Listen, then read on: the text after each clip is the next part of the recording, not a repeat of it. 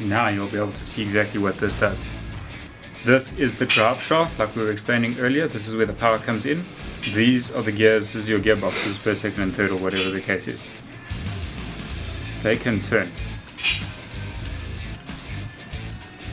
So it's got an arm on the inside that's attached to this plate, and it's got these arms on the outside which is attached to this plate. And those springs sit inside there and allow for flex. It can't rotate completely because it would squash the spring until it can't move anymore. But that little bit of flex just saves all of your gear teeth and all that sort of stuff. We call them a cush drive because it just cushions the drive ratio.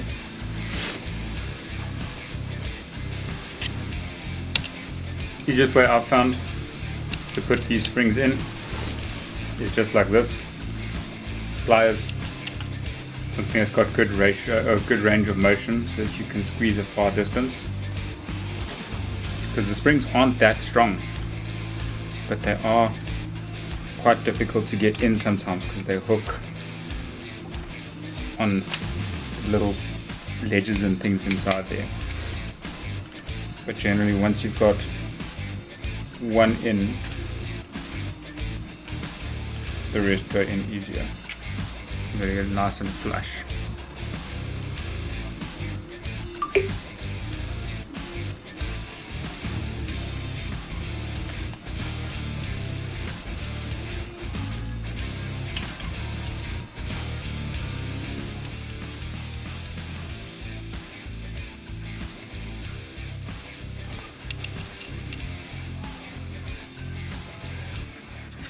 Look to fix it. Are you going to be cutting it? Or how are you going to make it smaller? With the sticker. I think the best tool for this job would probably be the belt sander outside.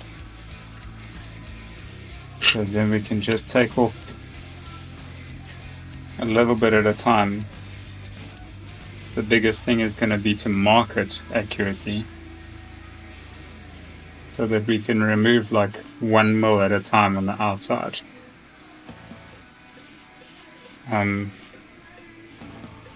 Belt sanders can be incredibly versatile tools once you are used to them. Initially they might feel a little bit clunky and that sort of stuff, but once you get used to a belt sander, they are incredibly precise. Especially the kind like we have over here, which is actually a knife making belt sander. It's all about precision. That's cool.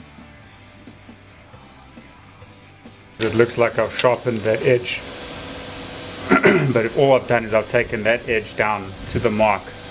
Now it's easy to come in at this angle and make that edge flat again, and then we'll know that we are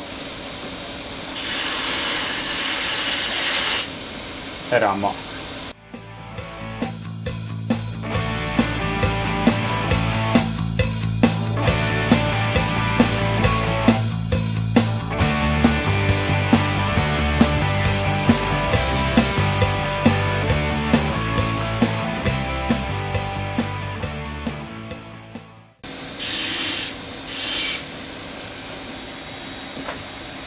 Now we should have one that is marginally smaller. And that should do it.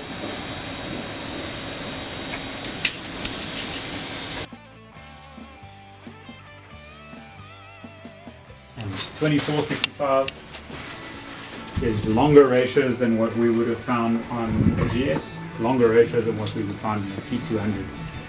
It's pretty long ratios.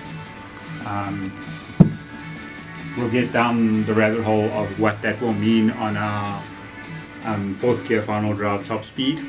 We'll do a couple of calculations so that I can show you exactly where and what is changing. But in fact, I can do it now. So we know Tuk Tuk was doing GPS, it was 52, Bernard? 52 k's an hour. So it was doing 52 kph at, let's say, max RPM.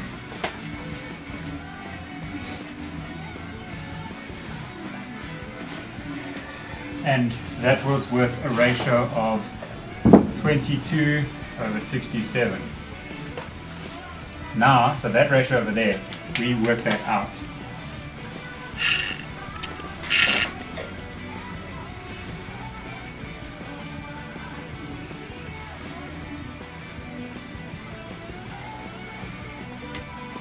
Was a ratio of 0.328. The new ratio is 24/65, which is 0.37.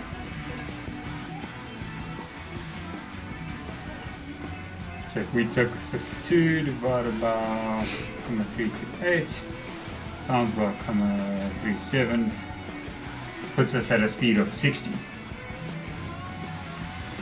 at the same RPM. So that's what we've changed, but we're also, that was at this RPM, we're also increasing plus minus 1,500 RPM. So I have a suspicion that we'll get to our 85 k's an hour is what we were hoping for. Should work. They run the same seal on both sides. And they've got a little journal. You can just see it over there in the front. But the idea is that that journal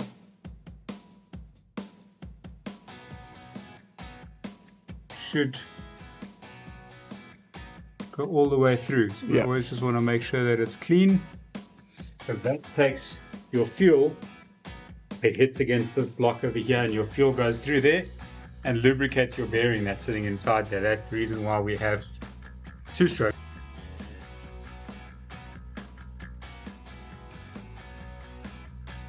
Like so.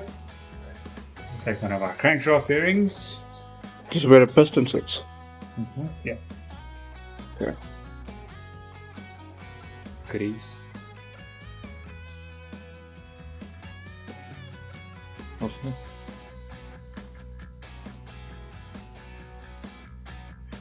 Now the customer is bold.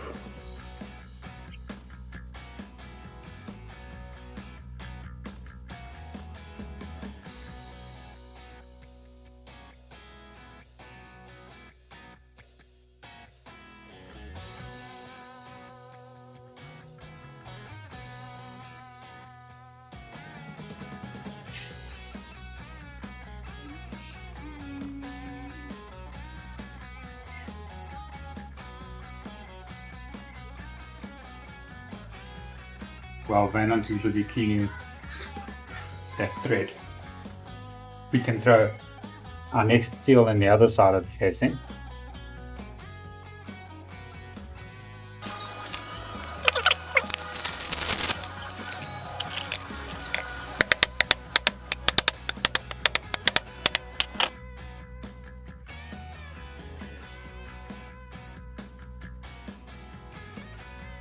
We're going to have to start at some point with this dreaded kickstart lever system. Why not? Now this is a right hand thread. A lot of people think this is a left hand thread. It's not. Don't be silly. Fast is fast and horse is slow. Yes. Don't be silly. Don't try and think you're clever by loosening it and tightening it, because you're going to break it.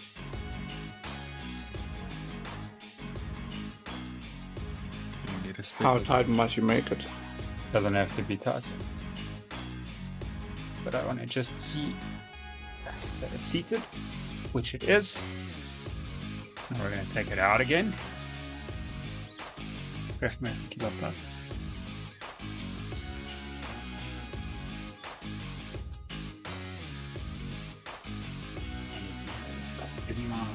yellow paint vehicle. So we're going to put some Loctites on. 248, it's basically the same as 243 as everybody else knows it, except it's in like a glue stick. Instead of being thin, what's nice about this stuff is you never have to worry about it bleeding into the bearings and that sort of stuff. You can just tighten it in. Not a sponsored. I wish it was a sponsored ad. If I could get more of this Loctite stuff, this 248. But here in South Africa, we struggle a little bit with Loctite. Maybe. Eendag. Can only hope.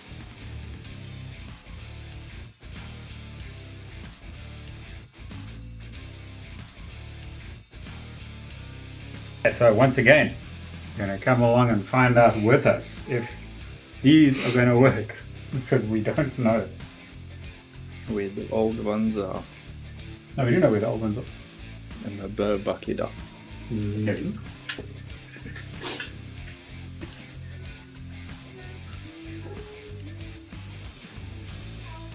In a sakkie. Nessa.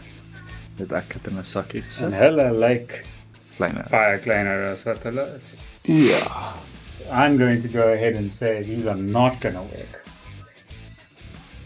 And we're going to try and clean these instead.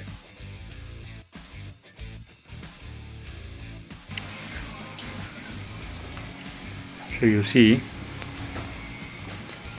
that's designed to cut the same tape as what this countersink is.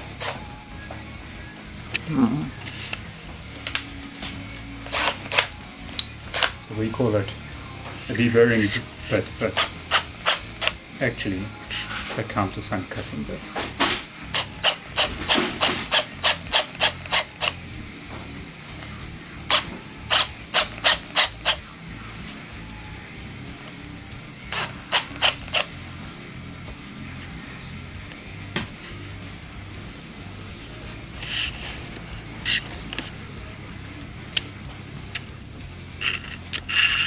And it's pretty important to have your countersunk, because that's the whole reason why we use them here, so that this can slide